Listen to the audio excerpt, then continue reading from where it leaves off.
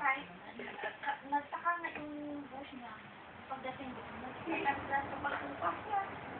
Hindi din niya alam kung siya nagpadali sa lalaki. Hindi niya alam na mabuti sa gagagaga niya. Do tara-tara magkabit ka bata na bata-bata pa. Tapos yung isa niyang kapatid niya Hammer.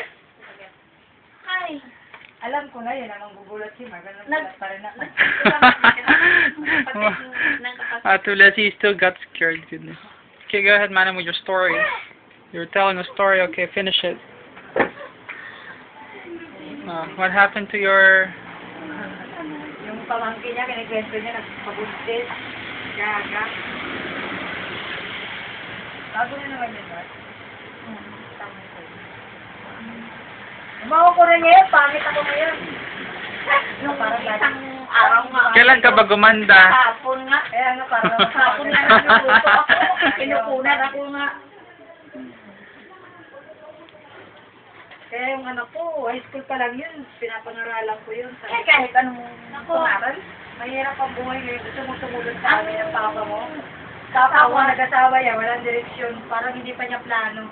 Yan ang mahirap pag hindi wala ka pang plano. Kailangan, pag nag-asawa ka, permanente ka ng trabaho, at kaya mo ng panagutan ng Kundi, dumating na yung isang buntis. Isa lang ang anak mo, mahirap. Dumating na, nung sa 15, dumating. na maayos.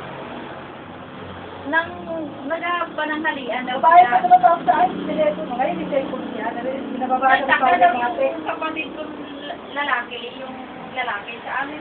Nagtaka siya na maraming sasakyan sa, ng vice mayor, ang tatay sa, Ako, ayoko mabalik kayo sa ano, mga nakabuntis lalaki. kayo, nabuntis mo si ganito na kakaya kayo. Tatlong lito na daw nag-ilog galing bundok. Hindi alam na, buntis na. Na-hospital tatay niya. Eh, hindi alam na, nag-o-opisina ka, o-opisina lang eh. Civil engineer din yung lalaki.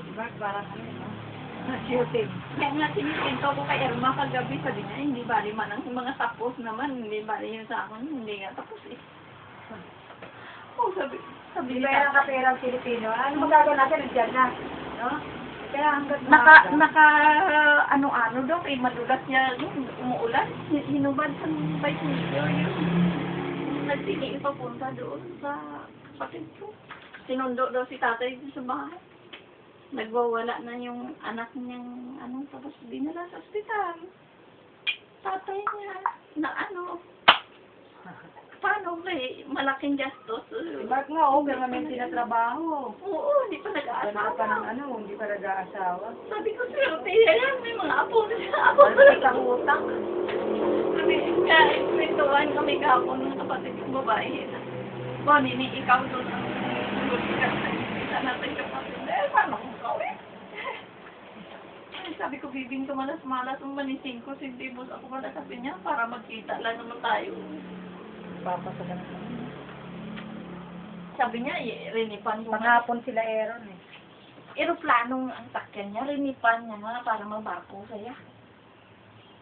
Kaya yung inutusan lang naman siya dito, mo papirma sa ang buti ka mo, hindi na sila pinabalik-balik.